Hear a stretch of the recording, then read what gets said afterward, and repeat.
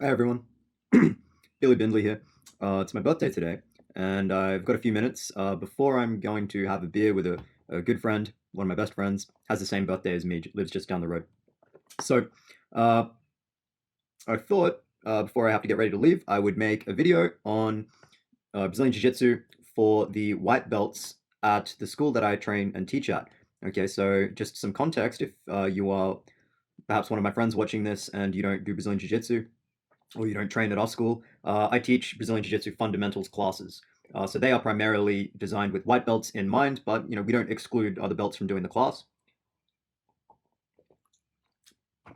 So, given the pandemic and the fact that no one is training at the moment, I thought it would be perhaps a good opportunity to make some videos that focus more on a theoretical or conceptual perspective to do with jiu-jitsu development and training, specifically for white belts. The theme of this video is why we advocate at our school rolling in second gear. Okay? What do I mean by second gear? Well, it's an analogy for the measure of your wrestling or your rolling intensity when you're wrestling with your training partners. Okay? So if you imagine a 5-speed vehicle, okay, second gear would be rolling with about 40% intensity. Okay?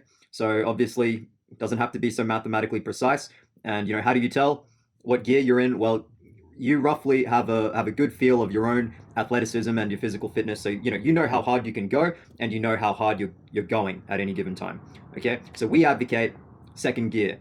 Okay, now there are times to roll harder. Maybe someone is preparing for something competitive, entering competition, or maybe they are preparing for an MMA match. Okay, obviously training would step up a bit to help that member of the school prepare.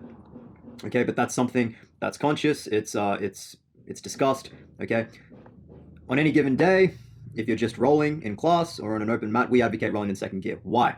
Well, for beginners, the first thing to note is that as beginners in jiu-jitsu, okay, your risk of injury is already higher. Okay, so you may think that the risk of injury is higher among more skilled practitioners. Okay, this is not true. Advanced practitioners have a better understanding of what they do. I'm not going to go into this a lot, but just a few brief points. And since advanced practitioners understand more what they're doing, they are less likely to cause accidents. On the other hand, accidents are more likely with less skilled practitioners or less experienced practitioners, beginners, in other words. Okay, so therefore, the risk of injury is higher among beginners. It's not higher among more advanced practitioners. I can understand why someone might think it's higher amongst more advanced practitioners because, jiu-jitsu is a martial art and you learn how to cause discomfort to people. So wouldn't more advanced practitioners be better at causing discomfort to people, and therefore wouldn't the risk of injury be higher amongst more advanced practitioners? It may seem that way at first glance, but it's not the case. Freak accident injuries, okay, are more common among beginners. And if you speak to dirty belts and even purple belts, brown belts, black belts, you'll probably find that most of their injuries from jiu-jitsu happened with white belts. Okay, who were just sort of frantically thrashing around, ended up in an unfamiliar position, moved some direction that torqued someone's knee or something like that.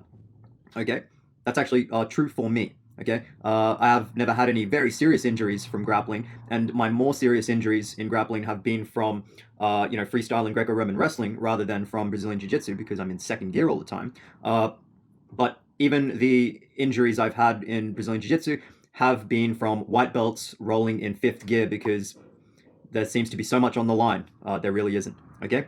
So the risk of injury is higher among beginners. You do not need to compound that risk of injury by rolling in fifth gear, 80 to 100% intensity. Okay, so that's one point. However, if that's not reason enough, consider for the moment that it actually improves your performance. Okay, maybe not over the short term, but definitely over the long term, it improves your performance. Okay, I want you to consider an analogy of driving down a public road where there's speed limits. Okay, now, why are there speed limits on the road? The obvious answer is safety, but how does speed limits improve safety on public roads? Well, the obvious response is that collisions with vehicles are likely to involve smaller forces, weaker forces, okay, when those vehicles are traveling at slower speeds. Well, you can see how that's analogous to the injury point I made about rolling in fifth gear and second gear. Okay, imagine two vehicles colliding head on in fifth gear. compared to two vehicles having a head-on collision in second gear. Okay, which collision would you rather be in if you had to pick one of them? Okay, probably the second gear one. All right, but that relates to the risk of injury, and I just said it improves your performance over the long term. Okay, well, why else? Or what's another reason that speed limits on public roads, okay, enhance safety? And we can interpret safety on public roads as meaning better driving. People are driving better, okay? The better people drive, the safer things are on the roads, okay? Another reason why they enhance safety is because you have more time to take in the information around you. Okay, you have more time to read road signs. You have more time to notice other vehicles on the roads and what other drivers are doing. Okay, the faster you drive, the more external stimuli you pass. Okay, the more vehicles you all of a sudden encounter that start sharing the road with you. Okay, and this all happens in less time because you're giving yourself less time by driving too quickly. Okay, so you actually don't drive as well. Okay, similarly, when you roll, over the long term, you don't roll as well because you miss things in your rolls. Okay, you have to understand what your opponent is doing. You have, and that changes. Okay, that's a fluid situation, right? That's not a static situation. Okay, the situation changes. What your opponent does changes. What you do changes. You have to process, the stimuli and make decisions. Now, when you roll in fifth gear, you are making the situation change very quickly, more quickly than it has to, okay? Quicker than it has to. So why give yourself less time to process all of this stimuli and make a decision? Because remember, when you're driving on a road, you have to make decisions with all of this information, okay? When the light is green and all of a sudden turns yellow, you have to quickly decide whether you've got enough time to stop safely or whether you don't have enough time to stop safely and whether you should punch through on the yellow, okay? So if you are driving really quickly, you're always going to have to punch, you're more likely to have to punch through on the yellow. That's not as safe as stopping at the yellow, waiting out the red and proceeding through the green, okay? That's not as good a driving as, you're not driving as well as you could. Okay, similarly, you aren't rolling as good as you could. Okay, you are able to process less information.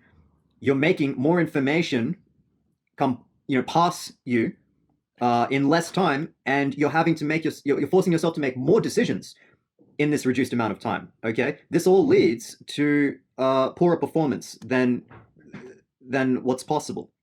All right, so another reason why we advocate rolling in second gear is that it's good for our understanding of jiu-jitsu. It helps us learn. It helps us become technical, and in a shorter amount of time too. Okay, so Matt, that's my coach. For anyone who doesn't train at our school, he uses a chess analogy, and I really like this analogy. So if you imagine the best chess players in the world, okay, they can recite to you the moves of their games. Okay, if we ignore for a moment like bullet chess and blitz chess, 1 minute and 5 minute games, they can recite to you what moves were made in the game. Okay, in algebraic notation even. So what do I mean by that? I mean like the alphanumeric notation that chess players use to record moves in the game. Pawn e4, pawn d4, that kind of thing. Magnus Carlsen, who is the best chess player in the world, he once had a game with 7 different players in which I don't remember whether he was actually blindfolded or whether he was facing away from the board, but he would make a move at this board, then he would move to the next board and make a move, and this continued for 7 players before he got back to the first game with his first opponent and made a move again. And often he would have to remember all of the moves in the first game because he didn't know where one of his pieces were or one of his opponent's pieces were, okay, and not looking at the board either, all right, just remembering the moves, okay? Similarly, when you roll, you should be able to reflect on your roll and think about what you did well, more importantly, what you didn't do well, mistakes that you made, okay? If it all happened in 5th gear, all right, it's more likely that much of that roll is a blur to you, okay? And this likelihood increases the more so that you are a beginner in jiu-jitsu. Okay, so you want to be able to roll and remember as much as you possibly can so that you can come to your coaches with questions about problems that you have when you roll, okay? I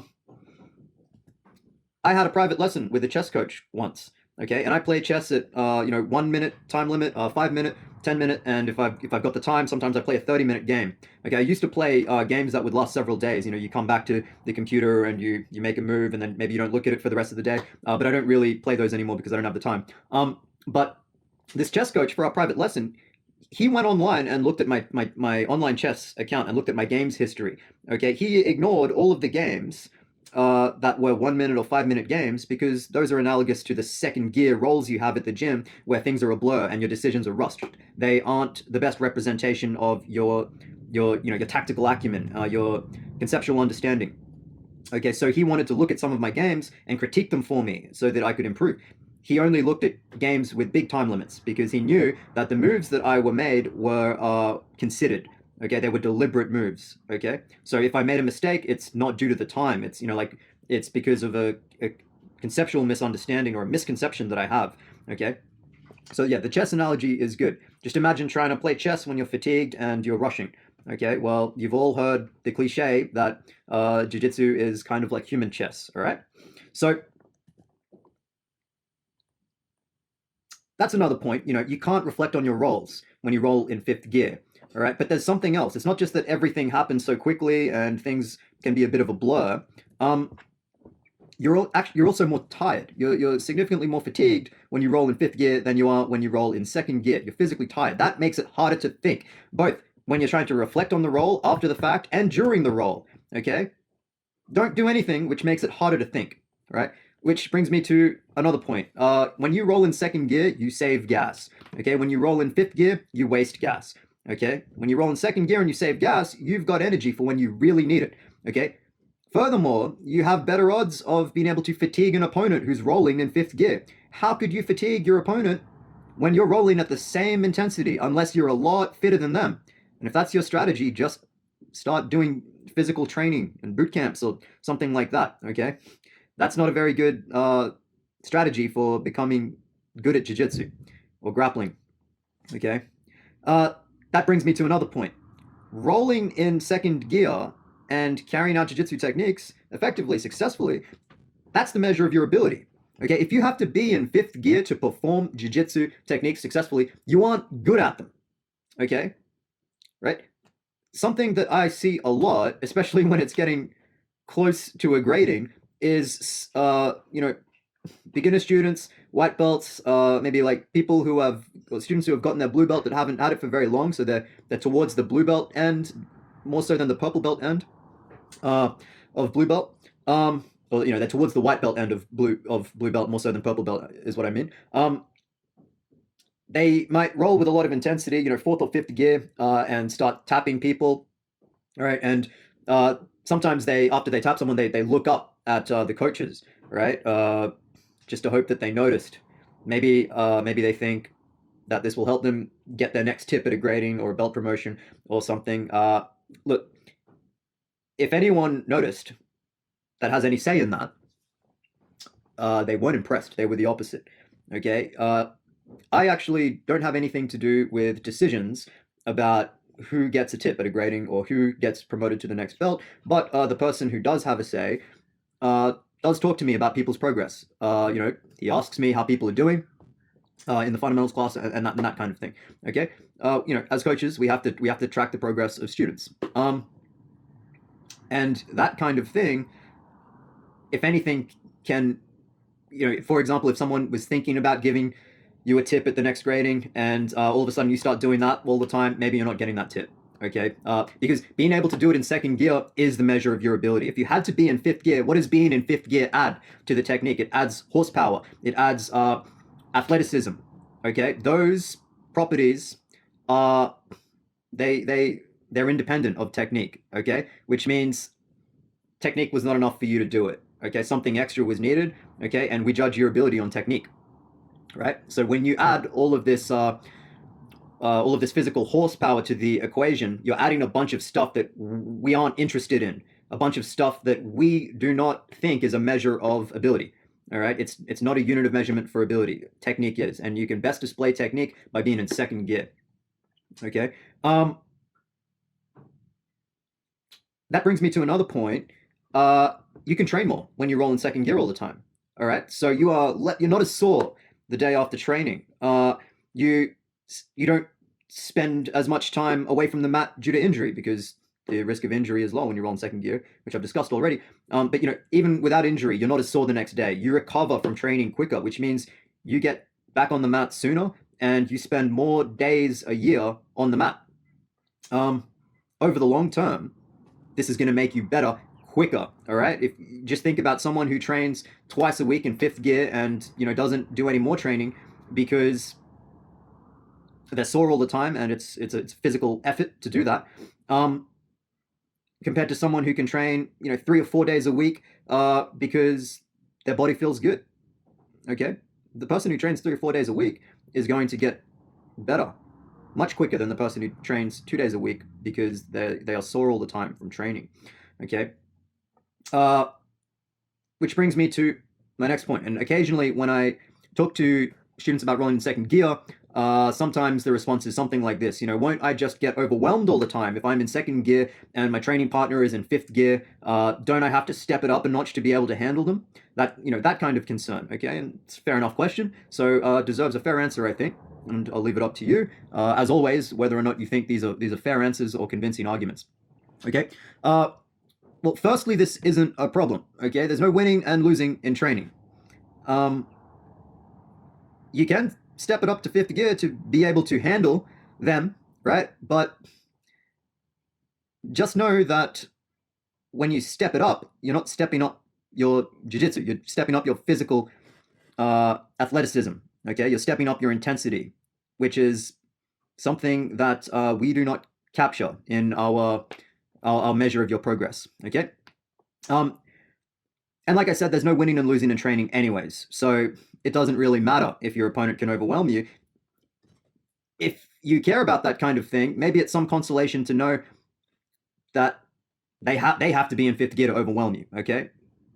Who cares if a training partner walks away thinking that, they're able to submit you all the time or something like that?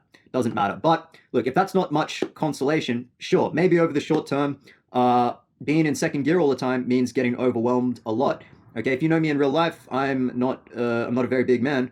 Okay, my first year, at least in jiu-jitsu, was just spent being overwhelmed. Okay, I didn't really submit anyone for my first year in jiu-jitsu at all. I spent most of my time underneath side control and mount. But